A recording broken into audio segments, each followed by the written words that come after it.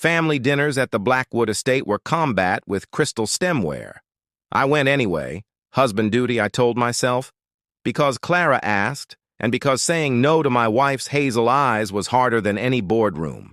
Beacon Hill glowed like old money. Vivian Blackwood, Martha Stewart charm with a guillotine edge, greeted Clara with air kisses, then looked at me like a stubborn stain on her Persian rug. We took our seats beneath a chandelier that could guide aircraft.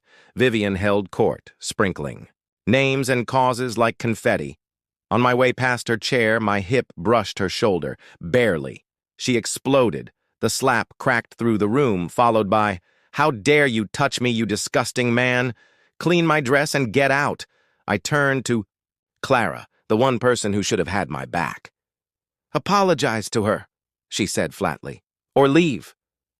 So I left. The line in the Sand home, the house felt like a museum curated by someone I barely knew. I paced until midnight, then called Adrian Cole, college roommate turned private investigator. I gave him the short version, the slap, the ultimatum, and the years of quiet disrespect. "How deep?" he asked. "Nuclear," I said. "Copy that." The dig 48 hours later, I was in Adrian's brick and steel lair, staring at a folder thick enough to stop a bullet. Inside, bank. Statements, phone logs, surveillance, charity records. Vivian's life itemized. Monthly deposits of $15,000 from Meridian Construction, owned by one Vincent Carrera. Photos of Vivian and Vincent holding hands over white tablecloths. The Blackwood Foundation donations reported to the IRS that never reached the charities. My own life mapped and time-stamped. 8 months of private investigators hired by Vivian, waiting to catch me failing.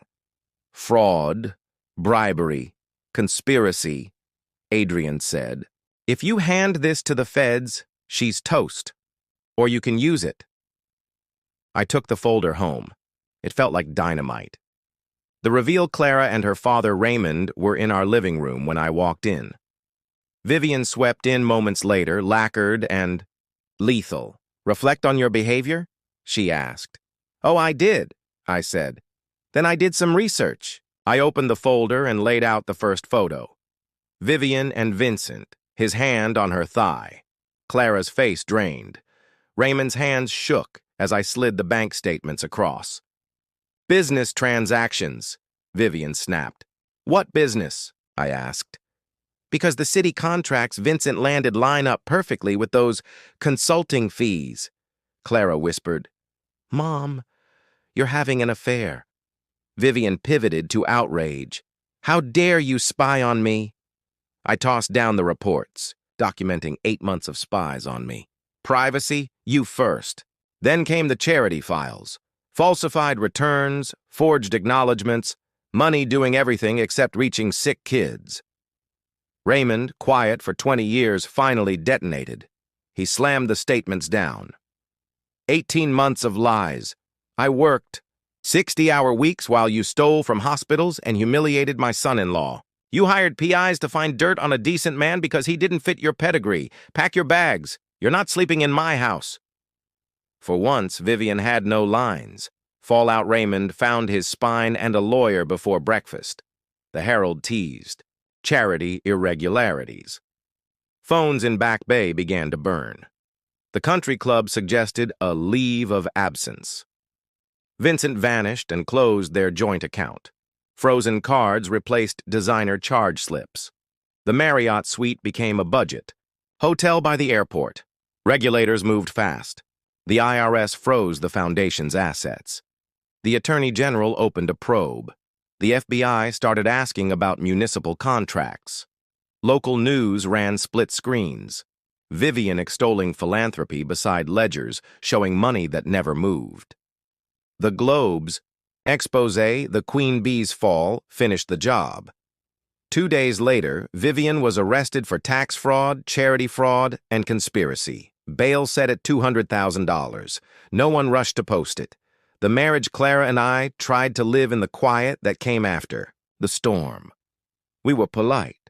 We were tender sometimes. But something fundamental had broken the night she chose her mother's pride over my dignity.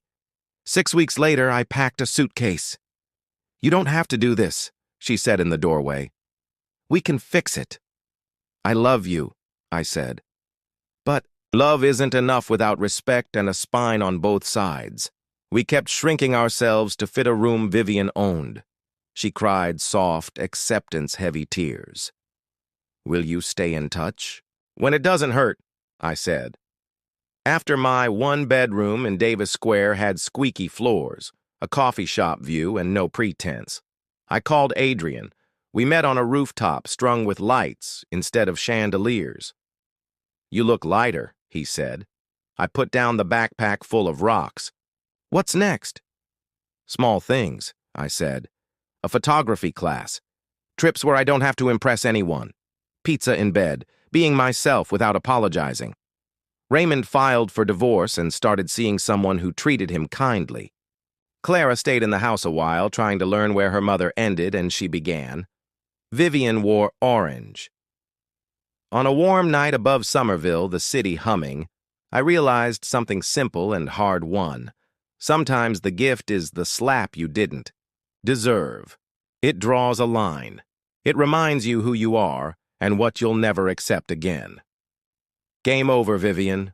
I won.